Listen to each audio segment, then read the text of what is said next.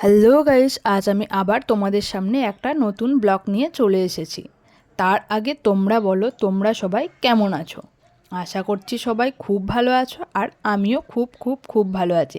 আর এই ফুলগুলো দেখে তো আমার মনটা আরও ভালো হয়ে গেছে। শুধু এই ফুল না, যে কোনো ফুল দেখে আমার মনটা সত্যি প্রচণ্ড ভালো হয়ে যায়। চলো শুরু করা যাক আজকের ব্লগ। এই যে কসমস গাছগুলো দেখছো, এই কসমস গাছগুলো আমি ডিসেম্বর মাসে আমার মাসির বাড়ি থেকে এনেছিলাম।